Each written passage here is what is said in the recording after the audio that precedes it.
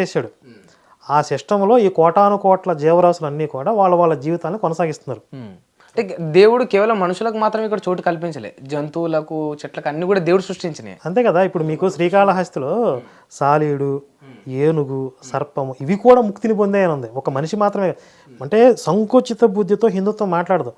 ఒక మనిషికి మాత్రమే భోగజీవిగా పుట్టించాడు, మొత్తం అనుభవించమన్నాడు, అన్నిటిని చంపుకు తినమన్నాడు, మొత్తం నాశనం చేయమన్నాడు. ఇట్లా చెప్పాల హిందుత్వం. నువ్వు బ్రతుకు, మిగిలిన జీవరాశిని కూడా నీతో కలిసి సహజీవనం చేయగలిగే విధంగా కలిసి బ్రతకండి అని అన్నాడు. అందుకే ప్రకృతిని కూడా ప్రేమించే తత్వం హిందుత్వంలో ఉంటుంది. హిందుత్వం ఎందుకు బాగుండాలని అంటే, ప్రళయం ప్రపంచం నాశనం అవ్వకుండా ఉండాలి అంటే హిందుత్వం బలంగా ఉండాలి. లేకపోతే ఈ పాషాండ మాతలు వస్తే మొత్తం ప్రపంచం నాశనం, ప్రకృతి నాశనం, వినాశనమే. ఎందుకంటే మ్యాన్ మేడ్ రిలీజియన్స్ కదా. వీళ్ళకి ఇప్పుడు మనిషి తయారు చేసే మతాలు ఏమంటే వాడి స్వార్థమే ఆలోచిస్తాడు, లోక కళ్యాణం గురించి ఆలోచించడు. అది ఒక వ్యాపారం లాంటిది. వాడి వ్యాపారంలో వాడు ఎలా గెయిన్ అవ్వాలి, వాడి బిజినెస్ ఎలా డెవలప్ అవ్వాలి, ఇది మాత్రం ఆలోచిస్తాడు. ఇవి లోకాన్ని నాశనం చేస్తాయి. భగవంతుడు ఏం ఆలోచిస్తాడు? లోక కళ్యాణం గురించి ఆలోచిస్తాడు. ఒక వ్యక్తికి ప్రయోజనం కలిగించడం లక్ష్యం కాదు. అందుకని సర్వమానహితం, సర్వజీవులకి హితాన్ని కలిగించేది హిందుత్వం మాత్రమే. ఇప్పుడు మీరు ఇందాక ఒక మాట అన్నారు, మ్యాన్ మేడ్ రిలీజియన్స్ అని అన్నారు కదా. అసలు భగవంతున్నే అంటే దేవుణ్ణే గాడ్నే మ్యాన్ మేడ్ చేశారు వీళ్ళంతా కూడా. వీళ్ళు మనుషులు సృష్టించినదే.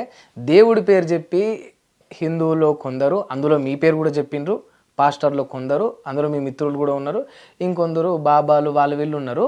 వీళ్ళందరూ కలిసి దేవుడి పేరు చెప్పి యూట్యూబ్ ఛానళ్ళలో కావచ్చు, జనాల్లో కావచ్చు, గుడ్డిగా దేవుడిని నమ్మే వాళ్ళ దగ్గర నుంచి డబ్బులు కమాస్తున్నారు అనే ఒక ఆరోపణ మీ మీద ఉంది.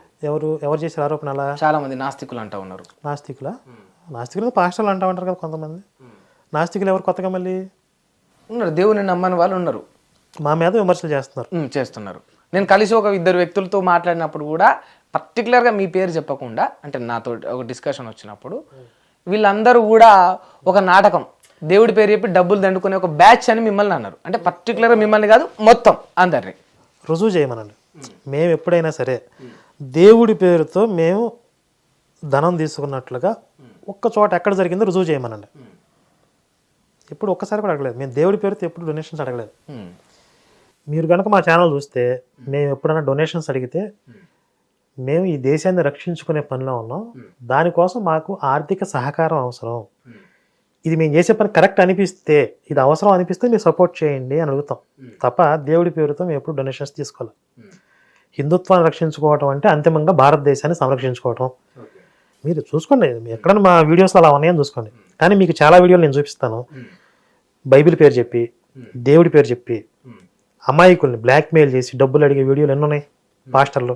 ఇప్పుడు ఎవరైనా సరే మతం పేరుతో మోసం చెప్పు తీసి కొట్టండి వాడిని నేనేం భుజాన్ని వేసుకోవాల్సిన అవసరం లేదు. క్లియర్. అన్ని మతాల్లో మంచోళ్ళు చెడ్డోళ్ళు ఉంటారు, కానీ మతమే చెడ్డది, కొన్ని మతాలే చెడ్డయి అంటున్నాను నేను. అర్థమైందా? హిందుత్వం చెడ్డది కాదు, హిందుత్వంలో చెడ్డవాళ్ళు ఉండొచ్చు, కానీ కొన్ని పాషాణ అసలు ఆ మతాలే చెడ్డయి. అది మొత్తం లోకానికే ప్రమాదం. మొత్తం మతం అంతా కూడా ప్రమాదం. అది బైబిల్ నిర్వచనం ఇచ్చింది కదా, వీళ్ళు విశ్వాసులు గొర్రెలని. మీ బైబిల్ మిమ్మల్ని అంటుంది కదా, మిమ్మల్ని ఆ పేరుతో పిలవచ్చా అంటే, సరే పిలుచుకోమనే వాళ్ళు కొంతమంది, అట్లా పిలుస్తావు, మమ్మల్ని మేము పిలుచుకుంటాం, నువ్వు పిలవకూడదు అనేవాళ్ళు కొంతమంది విచిత్రంగా చెప్తారు. సరే మీ బైబిల్ మీరు గొర్రెలు అంటది కాబట్టి మనం గొర్రెలు అంటే తప్పులేదు. అప్పుడు అందులో పుట్టడం నా తప్పు కాదు, అందులో పోతే నా తప్పు అయింది. ఇప్పుడు నాకు ఒక విచక్షణ జ్ఞానం ఇచ్చినప్పుడు నేను దాన్ని ఉపయోగించి అది అసత్యం అని తెలుసుకుని బయటకు వచ్చేసాను. అలా తెలుసుకోకుండా అందులోనే ఆ బురదలోనే కొట్టుకుపోతే నా తప్పు అయింది. అసలు హిందూ మతంలో ఈ రకంగా కుల విభేదాలు ఉండడం వల్లే, అంటే తక్కువ కులం ఎక్కువ కులం అని చూడడం వల్లే అవి తట్టుకోలేకనే చాలా మంది హిందువులు ఈ హిందూ మతాన్ని విడిచి క్రైస్తవ్యంలో చేరుతున్నారు. ఈ చాలా మంది ఏమనుకుంటారంటే ఈ కులాల వివక్షే కారణము హిందువులు మతం మారడానికి, కానీ అది ఒక్కటే కారణం కాదు. ఇప్పుడు అలా అనుకుంటే అగ్ర కులాలలో కూడా మతం మారిన వాళ్ళు ఉన్నారు. మరి వాళ్ళకి ఏ కుల వివక్ష ఉందని వెళ్ళారు అంటే అదొక్కటే కారణం కాదు, చాలా కారణాలు ఉన్నాయి. చాలా కారణాలలో మెజారిటీ కారణం ఏంటి అని అంటే, హిందువులు ఏ కష్టంలో ఉన్నా, ఇప్పుడు మనిషి అన్నాక వాడికి జీవితం అంతా పోల్పాన్పులాగా ఉండదు కదా. ఎంత ధనవంతుడైనా, ఎంత మంచి స్థితిలో ఒక మినిస్టర్ ముఖ్యమంత్రి అయినా కూడా కాస్త జీవితంలో ఒడిదుడుకులు ఉంటాయి.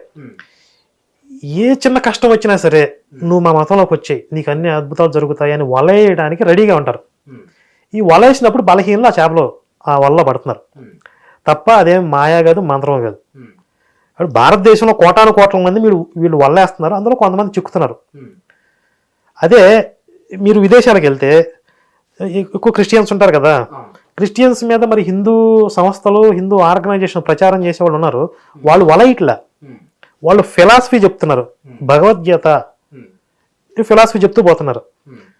ఆ ఫిలాసఫీకి అట్రాక్ట్ అయిన వాళ్ళు హిందుత్వంలోకి వస్తున్నారు, వాళ్ళు కోటాను కోట్లు ఉన్నారు. మీకు శ్రీకృష్ణుని నమ్ముకుని నాకు అద్భుతం జరిగింది నా జీవితంలో కాబట్టి నేను శ్రీకృష్ణుని నమ్ముకున్నాను అని చెప్పిన సాక్ష్యం ఒకటి చూపించండి. మీకు వెస్ట్రన్ కంట్రీస్ నుంచి హిందుత్వంలోకి వచ్చిన చాలా మంది భక్తులు ఉంటారు కదా, హరే రామ హరే కృష్ణ భజనలు చేస్తూ రోడ్ల మీద, వాళ్ళ ఒక్కళ్ళైనా సరే నేను అద్భుతం జరిగింది నా జీవితంలో, నేను ఇక్కడికి వచ్చాను అని చెప్పిన వాళ్ళు ఎవరైనా ఉన్నారా? ఎవరో ఉండరు. వాళ్ళందరూ భగవద్గీత మాకు అంటే అందులో ఉన్నటువంటి ఫిలాసఫీ ఏదైతే ఉందో అది నా జీవితానికి మార్గనిర్దేశనం చేసింది, నా సమస్యలన్నిటికీ ఒక పరిష్కారం చూపించింది, అంటే మనోధైర్యాన్ని కల్పించింది, అందువల్ల నేను అక్కడికి వచ్చానని చెప్తారు. మీకు ఇక్కడ చూడండి, నేను యేసుని నమ్ముకున్నాను మా పెట్ట రెట్టేసింది, నేను యేసుని నమ్ముకున్నాను మా కోడి గుడ్డి పెట్టింది. ఇవి వీళ్ళు చెప్పే సాక్ష్యాలు, ఈ దొంగ సాక్ష్యాలు. ఇప్పుడు వాళ్ళు సమాజాన్ని పాడు చేసే చెడ పురుగులు, వాళ్ళ గురించి నేను ఎక్స్పోజ్ చేయటం, అవగాహన కల్పించడం అనేది భగవంతుడు నాకు ఇచ్చిన బాధ్యత. నేను ఒక పోలీస్ అని అనుకుంటాను, ఒక మిలిటరీ అని అనుకుంటాను. నేను నా హిందుత్వాన్ని, నా దేశాన్ని రక్షించుకునే స్థితిలో ఒక సైనికుడి స్థానంలో ఉంచాడు భగవంతుడు నన్ను, కాబట్టి నేను యుద్ధమే చేయాలి. కొంతమంది వచ్చి మీరు ఎందుకు అంటే రోగులకి పాలు పళ్ళు దుప్పట్లు పంచడం అని అడుగుతారు. పాలు పళ్ళు దుప్పట్లు పంచే వాళ్ళు వేరే ఉంటారు, అది కూడా మంచి పనే, కానీ నన్ను యుద్ధం చేసే స్థితిలో ఉంచారు కదా, యుద్ధమే చేయాలి నేను. అది భగవంతుడు అంటే ఇంకా ఎగ్జాంపుల్ చెప్పాలంటే మీకు శ్రీకృష్ణుడు అర్జునుడు చెప్పింది అదే. ఆయన అర్జునుడు ఏమో నేను తపస్సు చేసుకుంటా అన్నాడు, తపస్సు చేసుకోవడం నీ డ్యూటీ కాదు, అది నువ్వు యుద్ధం చేయడం నీ డ్యూటీ, నువ్వు ఎందుకు నీ డ్యూటీ మానేసి ఇంకోటి చేస్తానంటున్నావు, నీ ధర్మం కానీ ఇంకో ధర్మం ఎందుకు పట్టుకుంటున్నావు అని అడిగాడు. సామాన్య హిందువులని ఎవరిని అడిగినా తప్పనే చెప్తారు, పోకూడదనే చెప్తారు. కాకపోతే అది ఆయన ఏదో కావాలని ఆయన చేసింది కాదు. అంటే సహజంగా హిందువుల్లో ఉండేటువంటి సెక్యులరిజం అనేది ఎంతసేపు కూడా మనం పరమతాలను గౌరవించడం అంటే మన విశ్వాసాలని పణంగా పెట్టడం అనే స్థితిలోకి వెళ్ళిపోతున్నారు. మన ధర్మాలని, మన అస్తిత్వాన్ని పణంగా పెట్టేసి బెండ్ అయిపోయి మోకాళ్ళ మీద కూర్చుని వాళ్ళ విశ్వాసానికి సలాం అనాల్సిన అవసరం లేదు. మన అస్తిత్వాన్ని, మన ఉనికిని మనం నిలబెట్టుకుని పరమతాలని గౌరవించడం వరకు ఓకే. అంటే ఇవన్నీ బాగానే ఉన్నాయన్న. రీసెంట్గా ఒక వీడియో చూసిన నేను, మీరు చూసిరో లేదో, రామ్ చరణ్ గారు అయ్యప్ప మాల వేసుకొని దర్గాకు వెళ్ళి అక్కడ మొక్కిండ్రు. అట్లా ఒక హిందూ మాల వేసుకున్న ఒక స్వామి వెళ్ళి మొక్కొచ్చా? మొక్కకూడదని అంటాను, ప్రతి ఒక్క హిందువు చెప్పే మాట అదే. ఇంకా రామ్ చరణ్ లాంటి సెలబ్రిటీ అసలు చేయకూడదు, ఎందుకంటే దాని ఇంపాక్ట్ ఇంకెక్కువ ఉంటుంది సమాజం. పైగా అసలు ఈ సెలబ్రిటీస్ని పర్టికులర్గా టార్గెట్ చేసే ముఠాలు కూడా ఉన్నాయి. ఎందుకంటే వీళ్ళు కనుక వాళ్ళ వల్ల పడితే వాళ్ళని చూపించి ఇంకొంతమందిని అందులోకి లాగడం చాలా ఈజీ. కాబట్టి వాళ్ళు ఎప్పుడు కూడా ఎక్కువ టార్గెట్ లిస్ట్లో ఉంటారు, వాళ్ళు ఎక్కువ జాగ్రత్తగా ఉండాలి. అంటే ఇప్పుడు ఇది మొక్కకూడదు అన్నారు కదా, గౌరవించడం కింద తీసుకోవచ్చు కదా? అది గౌరవించినప్పుడు ఏఆర్ రెహమాన్ రామ్ చరణ్ తీసుకుపోయి అక్కడ రమ్మన్నాడు అని చెప్పి వార్త కదా. అదే ఏఆర్ రెహమాన్ని మన హిందూ దేవాలయానికి తీసుకురామనండి, అతను వస్తాడేమో? అతను రంజాన్ మాసంలో దీక్షలో ఉన్నప్పుడు హిందూ దేవాలయాన్ని సందర్శించవలసిందిగా రామ్ చరణ్ గారు ఆహ్వానిస్తే అతను వస్తాడా? రాడు కదా. మరి ఎందుకు కేవలం హిందువుల్లోనే ఇట్లా ఎక్కువ ఉంటుంది? అంటే మనకి ఇప్పుడు కొన్ని దశాబ్దాలు, కొన్ని శతాబ్దాల నుండి కూడా మన అస్తిత్వాన్ని, మన విశ్వాసాలని పణంగా పెట్టి ఇతర మత విశ్వాసాలని గౌరవించడం అనే ఒక దిక్కుమాలిన భావజాలం మనకు నేర్పించారు. మన అస్తిత్వాన్ని, మన గౌరవాన్ని, మన ఉనికిని నిలబెట్టుకుంటూ ఎదుటివాడిని గౌరవించడం వరకు ఓకే. అది దాటి మరి ఆ స్థితిలోకి తీసుకుపోయారు కాబట్టి ఇప్పుడు ఆ స్థితి నుండి సమాజాన్ని మేల్కొల్పాల్సిన అవసరం ఉంది ఇప్పుడు ప్రజెంట్. దానికి సెలబ్రిటీలే అతీతులు కాదు, ఒక కామన్ మ్యాన్ నుంచి సెలబ్రిటీల దాకా అందరూ టార్గెట్ అవుతారు.